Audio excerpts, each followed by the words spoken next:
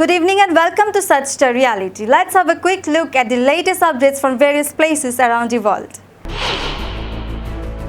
Sweltering heat in the Philippines can curb farm production, disrupt water and power, and weigh on businesses.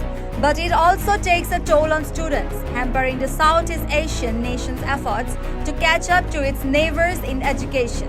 Heat indices have hit 50 degrees Celsius in various regions in the Philippines. As the weather phenomenon El Nino intensifies the heat involving the nation in its summer months of March to May, the Philippines scores among the lowest in the world in math, science and reading, partly because of years of inadequate remote learning during the pandemic, according to the Program for International Student Assessment and International Study of Education Systems.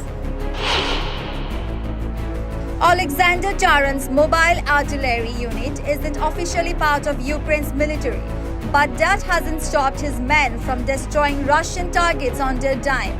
Taran's all-volunteer unit, the Steppe Wolves, is comprised of dozens of Ukrainian men, mostly over 60 years old, who are considered too old to be drafted but still want to fight. Roving behind the front line with truck-mounted rocket launchers, they take orders from field commanders and work with other troops, contributing to the war effort despite lacking official support from the military.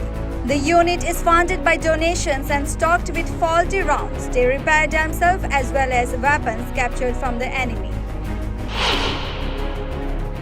US President Joe Biden spoke with Israeli Prime Minister Benjamin Netanyahu and reiterated his clear position on a possible invasion of the Gaza border city of Rafah, the White House said.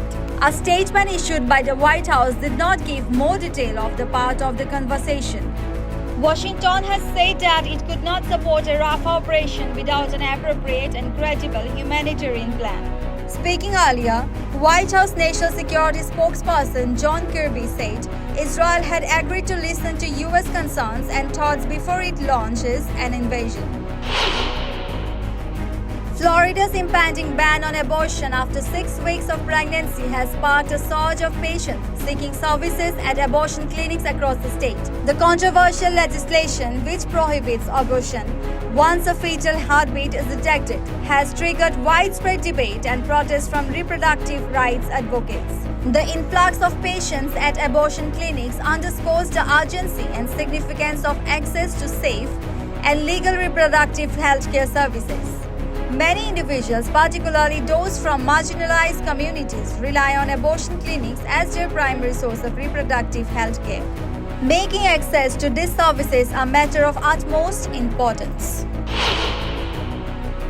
China will send a robotic spacecraft in the coming days on a round trip to the moon's far side in the first of 3 technically demanding missions that will pave the way for an inaugural Chinese crewed landing and a base on the lunar South Pole. Since the first Chang'e mission in 2007, named after the mythical Chinese moon goddess, China has made leaps forward in its lunar exploration, narrowing the technological chasm between the United States and Russia. China is expected to launch Chang'e 6 using the backup spacecraft from the 2020 mission and collect soil and rocks from the side of the moon that permanently faces away from Earth.